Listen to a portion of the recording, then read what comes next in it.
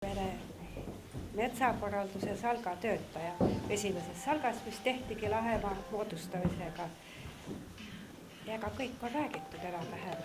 Ma tahaks öelda, et Lahemaal on hästi läinud. Ma ei tea, kas tähtede seis läks hästi või kõik katsed ärastada, müüa ja erastada, kõik jooksid luhta ja Lahemaa jäi alles. Ja mõise ka alles. Nii et tahaks veel öelda, et ka sellel Salgal läks selles suhtes hästi, et Salga töötajad olid väga erinevatelt aladelt. Liidi Pettai oli arhitekt, maastikuarhitekt, siis Tõnu Raid, maakorraldaja, mina geograaf, siis oli paar metsameest, siis oli dendroloog Aino Aspõllu. Tähendab, seda Lahemaad vaadati nagu igast nurgast erinevatelt aladelt, et see ei olnud niisugune monopoolne metsameeste ühest praost vaatamine. Ja väga ütlen ma, et ükskõik kuhu kohta läksime abi küsima, spetsialistide abi, seletust küsima, igal pool väga hästi tuldi vastu. Villem Raam aitas meid, mina tegin matkaradasid põhiliselt. Tähendab, meil oli niisugune kondikava tegemine, oli meie ülesanne. Ja inventeeriti parke, kivid mõõdeti, matkaradadel niisugust üldkondikava tehti.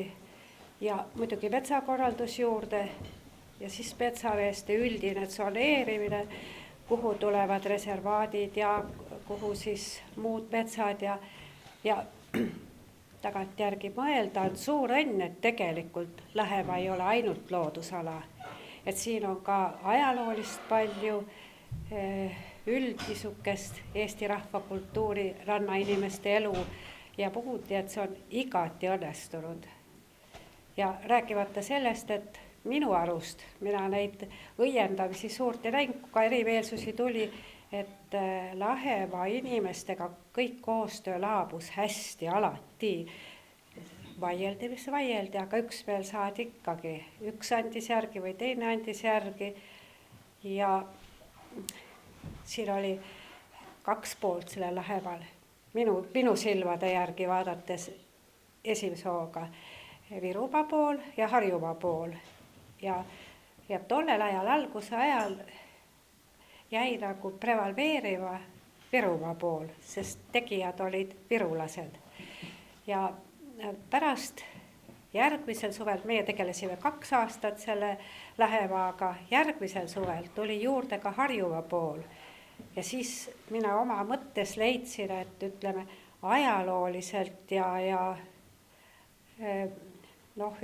niisuguse arhitektuuriliselt oli väga huvitav, oli just kõrvalisemaks jäänud Harjumaa pool.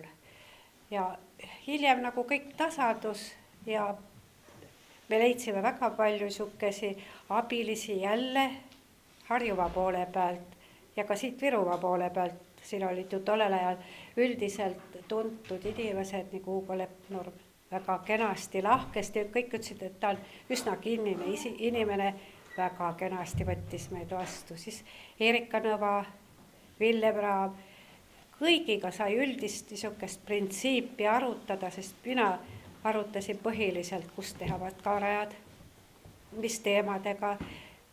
Ma arvan, et matkarajad ei peagi olema, et alati on eraldi, et see on pärandkultuuri ja see on looduse rada, vaid inimese jaoks, tavalise inimese jaoks on huvitav, kui mõlemat on selles matkarajas. Ja Harjumaa poole pealt leidsime me Leo Laanetu, kes ei ole ise Harjumaalt pärit, aga tundis seda maad ja nurka palju paremini kui need kohalikud inimesed ise. Et ma tahan seda öelda, et peaaegu et õnnetähe all on Lahemaa sündinud. Ka mul rohkem lisada ei ole.